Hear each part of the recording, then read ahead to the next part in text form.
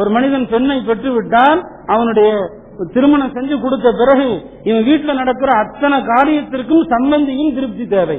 அல்லாஹ்வுடைய திருப்தி தேவையோ இல்லையோ சம்பந்தி திருப்திப்படணும். இவருடைய இன்னொரு மகளுக்கு நிக்காஹ் செய்யணும்னு சொன்னா அந்த பெண்ணுக்கு நிக்காஹுக்கு மாப்பிள்ளை பாக்குறதுக்கு இவருடைய அந்த முதல் சம்பந்தியுடைய திருப்தி தேவை, அவருடைய ஆதரவு தேவை, அவரை போய் சமாதானப்படுத்தணும். இது என்ன மார்க்கம்? இது யாருடைய வழியில நாம் இருந்து கொண்டிருக்கிறோம்?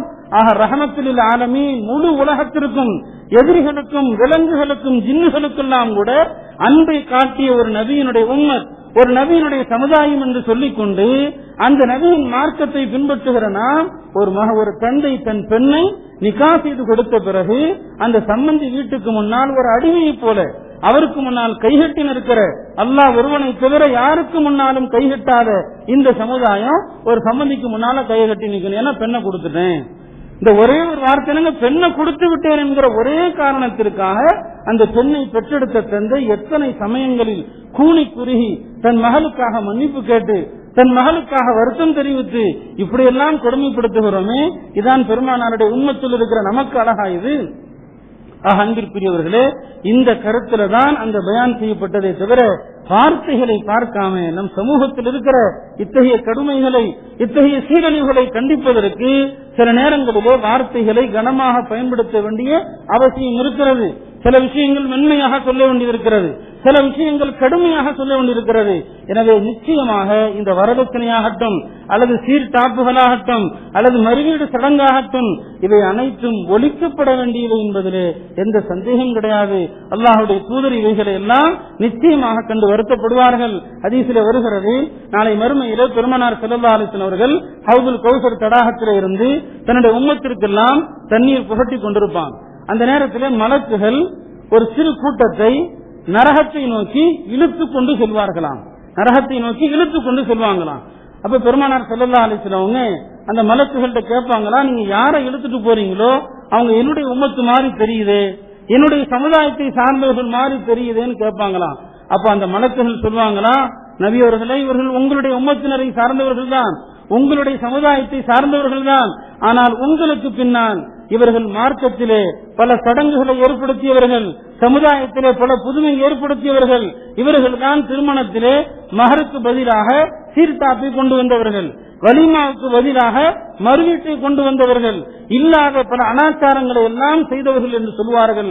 உடனே பெருமானார் சொல்வார்களாம், அப்படியானால் என்னை விட்டு இவர்களை தூரமாக்குங்கள், என்னை விட்டு இவர்களை அப்புறப்படுத்துங்கள், நரகத்திற்கு வேகமாக எடுத்து செல்லுங்கள் என்று அந்த கருணை நபி ஸல்லல்லாஹு அலைஹி வஸல்லம் அவர்கள் அந்த நேரத்திலும் கூட மார்க்கத்திலே எவன் புதுமைகளையும் சமுதாயத்தில் மார்க்கத்தில் இல்லாத சடங்குகளையும் ஊர் சமுதாயம் என்று சொல்லி திணித்துக் கொண்டானோ அவர்களுக்கு எதிராக பேசுவார்கள் என்று நாம் ஹதீஸிலே பார்க்கிறோம். எனவே அந்த வகையில் தான் அந்த கருத்துக்கள் சொல்லப்பட்டனவே தவிர அந்த கருத்துக்கள் அத்தனையும் நியாயமான விஷயங்கள். எனவே நிக்காஹ் திருமணம் என்று வருகிற போது அங்கேயும் பெருமானாருடைய வழிமுறைப்படி அல்லாஹ்வுடைய தூதர் எந்த வழிகாட்டல சொன்னாங்களோ அந்த வழிமுறைப்படிதான் நடக்கணும்.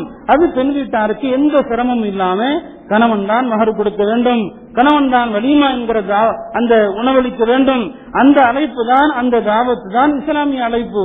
இந்த அடிப்படையில் அல்லாஹ்வுடைய தூதருடைய மார்க்கம் எல்லா மனிதர்களுக்கும் ரஹமத்தையும் கருணையையும் அன்பை போதித்த மார்க்கம். அந்த மார்க்கத்தை பின்பற்றக்கூடிய முஸ்லிம்களாக நம்மிடம் இந்த கருணை உணர்வு, இந்த இரக்க உணர்வு அது வரணும். அதைத்தான் அல்லாஹ்வுடைய நபி ஸல்லல்லாஹு அலைஹி வஸல்லம் அவர்களை பற்றி அல்லாஹ் ரஹமத்துல் ஆலமீன் அகிலத்தார்களுக்கெல்லாம் ஒரு அருள் என்று சொல்றான். இந்த அருள்மிக்க பண்பு நம்மிடத்தில் வந்து விடுமையானால் யாரையும் சிரமப்படுத்தாமல், யாரையும் துன்புறுத்தாமல் ரசூலுல்லாஹி ஸல்லல்லாஹு அலைஹி வஸல்லம் அவர்களிடத்திலே எந்த உயர்ந்த அந்த ரஹமத்துடைய குணம் இருந்ததோ அந்த குணம் நம்மிடத்தில் வந்து விடுமானால் அதுதான் இன்றைக்கு நாம் முஸ்லிம் அல்லாத மக்களுக்கு இஸ்லாத்தை பற்றி சொல்லக்கூடிய முதல் அறிமுகம் அதுதான். எனவே நம்முடைய அத்தனை வியாபாரமாகட்டும், நம்முடைய கொடுக்கல் வாங்கலாகட்டும், இதர நடவடிக்கைகளாகட்டும், நம்முடைய எல்லா நடவடிக்கைகளும் ரஹமத் என்ற அடிப்படையிலே, கருணை என்ற அடிப்படையிலே அமையுமானால் அது பெருமானாருக்கு நாம் புகழ் சேர்க்கிற பண்பு, பெருமானாருக்கு நாம் மதிப்பை சேர்க்கிற பண்பு. இதற்கு மாற்றமாக நம்முடைய பழக்க வழக்கங்கள் இருக்கிற போது பெருமானாருக்கு நாம் துன்புறுத்துகிறோம். ஹதீஸில் வருகிறது, பெருமானார் சொன்னாங்க, என் உம்மத்தினுடைய அமல்கள் தினமும் எனக்கு எடுத்து காட்டப்படுகிறது. நாம் செய்யக்கூடிய எல்லா அமல்களும் பெருமானாருக்கு எடுத்து காட்டப்படுகிறது. நம்முடைய அமல்கள் பெருமானாருக்கு பிடித்தமானவைகளாக இருந்தால் அதை பார்த்து சந்தோஷப்படுறாங்க, அவர்களுக்கு வெறுப்பாக இருந்தால் அதை பார்த்து முகம் சுளிக்கிறார்கள் என்று வருகிறது. எனவே அல்லாஹ்வுடைய தூதருடைய அந்த உயர்ந்த பண்பு, அந்த உயர்ந்த